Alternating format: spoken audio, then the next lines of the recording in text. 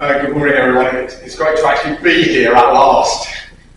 It's been quite a kind of protracted process to get here, so it's good to see you all, and thank you for coming.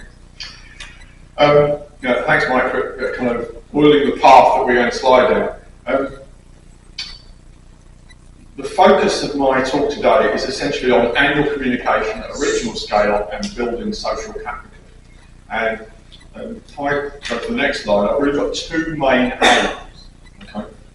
One is to describe the Eastleigh project to you. Now, a number of you will have seen this in the COPs and the regional meetings, but I feel it's kind of important to actually describe the kind of process side of this, even though that's kind of marginally dull relative to some of the other stuff you're going to see today. But then the second thing, which I really want you to do, is to think about, I mean, we've said this is the first Eastleigh conference. The challenge will be not running the first one, just running the second one, and being here in a year's time. And what we've tried to do is put things in place that enable that to happen. I can absolutely guarantee that I've got the biggest thank you list of the day. Okay? And many of you will even thought that so Paul Leroy, who sent a wonderful picture of King Charles opening the Coronation Coast, and Jackson, who sent us a wonderful kind of guide to how to get to the car parks in Lincoln. Lots of people have played a part in getting us here today, and in all sorts of different ways, which I won't go into, but it illustrates the first key lesson of Swimmy and Eastleigh, which is the load is spread very wide across a large number of people. Okay, so that's the intention of the kind of design of this. Mike has touched on this already. How has Eastleigh arisen?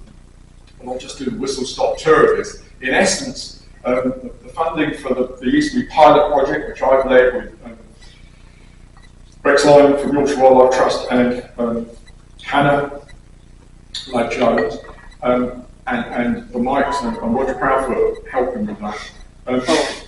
Essentially, that people saw what we were doing in South West Marine Ecosystems, swimming for short, and thought that would be a good idea to try somewhere else. And you can see the rather kind of nice soft green on the east coast MMO region, which is where we are. And we've set out with an aim to create what has taken 16 years in swimming to evolve in about 7 months in Eastleigh. Okay, so a minor challenge, slightly ambitious, but what's the point of living if you don't kind of get on with stuff? The reason we came to the East region, we could have come to any of the other regions, which I have to say would all have been easier. And I'll explain why later. I won't explain it now. The reality is that the East region doesn't have a centre like Plymouth. It's its gravitational pull. Everywhere else does. You go to the north east, you've got Newcastle or Sunderland. So, the reason we come to the East region is mainly because it's very different from the southwest. The MMO are undertaking a massive planning exercise at the moment. Actually, no, we'll worry about that from Alex later on. It's a very sedimentary and dynamic coast in any conception of that view of the world, which is why, unlike swimming, there's we'll hear a talk from Jeff on the coastal and estuarine habitats. There's much less oceanic water coming into the southern North Sea in the kind of Eastleigh area, and in the Eastleigh area there is a lot of offshore wind already, and oil and gas. There's none of that in the southwest. At the very end of the conference, I'll make a couple of key points about that. So, what we're building with Swim are a number of things, but essentially it's a communication network. What we are aiming to do is enable you to communicate annually what is going on in the East region, okay, in a timely fashion. The only measure of Eastleigh's success is that it continues. A number of you have seen me on the virtual meetings or seen all those reports. Any fool can write a report that sits on a shelf. I mean, I ran 300 conferences. Any fool can organise a conference, write a report, go away. That isn't what we've done with this project. As many of you will have known, we've taken a rather tortuous route to get here and build social capital along the way. Now, Eastmead is based on the SWIMI model, okay? SWIMI's been going for 16 years. It has evolved. Initially, it was a small conference, 50-odd people, meeting from the Biological Association. We then got the offer of going to the Plymouth Marine Laboratory. After about 4 or 5 years, we went to the Marine Laboratory, went from 50 to 150 people, just like that. We outgrew the Plymouth Marine Laboratory, went to Plymouth University, went to 200 people and 300 people in the conferences, and then there was COVID. Okay. COVID, we had to cancel the conference, and we then went to webinars for the thematic topics. And those thematic topics brought much more focus and took us into this annual reporting in a very focused way. Now, you can read all about the SWIMI model. It's version 3. It's on the SWIMI website. It's a roller coaster of a 25-page scintillating read, a real page turn that will keep J.K. Rowling, she must be worried about reading documents like that. But in any event, if you don't want to read it, here's a poster which summarises what SWIMI does. Communicating and change got that. The thematic topics cover the very same things, the natural capital that Mike was describing, as well as the management of those natural resources by way of priority. It seeks to build social capital, and it seeks to build a communication platform, which I'll describe. The SWIMI version of that communication platform is more complicated. I'm going to unpack this poster in the next few slides very quickly. So, Eastmead. Reporting and communication on a regional scale, the MMO governance region you can see, we chose with the regional steering group we created. The first thing that regional steering group, the first 2 meetings were essentially about what thematic topics we were going to have, and a number of those topics are different from the SWIMI topics for reasons that you will know. The social capital aspect of Eastmead helps to, this isn't subtle in any sense at all. This is kind of bulldozer dynamics of social capital building. Okay? We've built a regional steering group which has got 35 plus contacts in it and 11 thematic topic groups, communities of practice, for sure. Here are the thematic topics which you'll be hearing about today in all the presentations. If you're not in one of these communities of practice and would like to be, send me an email and I'll add you to the community of practice for each of these topics. Here's this blow-up diagram. You, the audience, are a community of interest. Okay? You have a kind of widespread interest in a number of topics that are coming up today. The communities of practice are basically communities of practitioners who are working on particular, and Mike used the word silos, but in essence silos. And already in Eastmead terms, you, the audience, we've got 11 costs. We've got over 220 people on the Eastmead mailing list already. You'll have seen that. We've also got a YouTube channel. And we hope that from the community of practice there will be a team of people who will basically do a lot of the work. For those of you who are interested in communities of practice, it's a term that was relatively new to me last year, but I understand it's a pillar of social science thinking.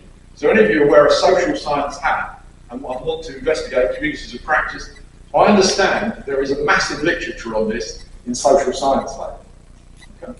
So that's where it's come from. In terms of the communication program, again, this is the stripped down version of Eastmead for this year. We've already had community of practice meetings, and many of you attended those, and thank you for doing so, and your kind of contributions. That was really interesting in lots of cases. Here we are at the conference. Mike up there is recording presentation, and those presentations will be put on the Eastmead YouTube channel, and people will be able to watch that. Those YouTube videos, of course, will then be accessible to everyone. Yeah. And the thing to bear in mind in Swimiland, we've got over 1,250 contacts in Swimiland, is that a lot of people in Swimiland actually come from beyond the region. So, why annual reporting? Now, you can read this as well as I can. I might explain the context. My whole career, I've been looking at reporting on a 5 or 6 year scale, whether it was the Ozmaster, the North Sea Ministerial Conferences, then came into Marine Strategy Framework Directive. It's now the UK Marine Strategy. A 5 or 6 year cycle for basically trying to understand what's going on in the marine environment. And you'll see in the logic here why annual reporting is slightly more useful. I've highlighted 2 things here that I think are really important. First of all, a lot of the stuff you'll see today you'll find really interesting. I mean, you're working in these areas simply because you do find it interesting. But interest isn't quite cutting it any longer. We're doing it because we're concerned. Okay. And that concern takes us to the second one I've highlighted, which is the fact that we want to act in a timely way. We can't afford to wait 5 or 6 years before we do stuff. I'm not going to explain the details of this particular slide. In this land of annual reporting, you'll see this play out later on. One has to be prepared for good news and bad news. It's not all good news. You can't just not do it simply because it's bad news. You know what I mean? And that's the kind of really important message I want to get across to you. And this transpires in all sorts of different ways, and I won't even begin to suggest that, but bluefin tuna are doing exceptionally well in the southwest. They've gone from being rare 10 years ago, exceptional, to being a 40-ton fishery. Kittiwakes are doing continuously badly in the southwest. Okay? Ravens and peregrines are eating them a lot. So, why communicate and report at a regional level? So that's the second part of this, and again, it's a kind of benefit of this. I think I should point out that we have some liaison meetings with DEFRA early on last year.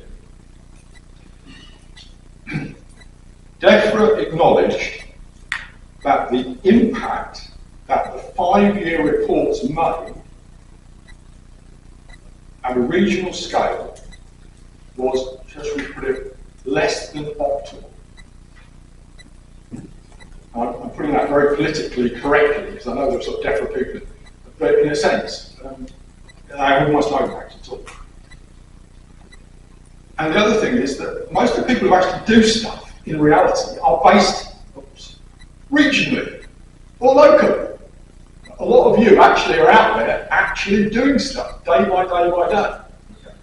So in a certain sense, what the information we'll take from today will have some bearing on what you do in your everyday life in terms of your work.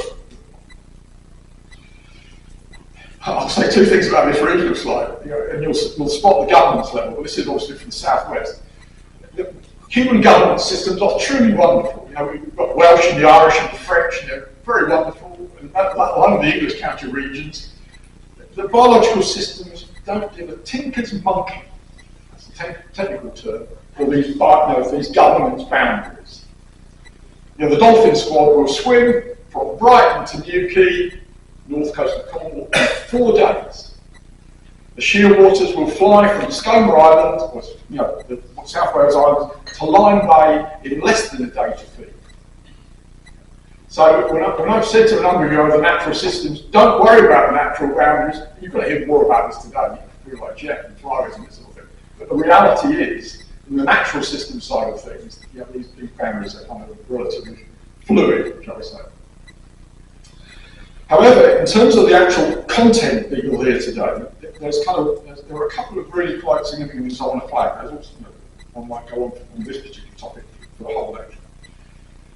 But the one thing I do want to, I've got 2 slides which show you interactions.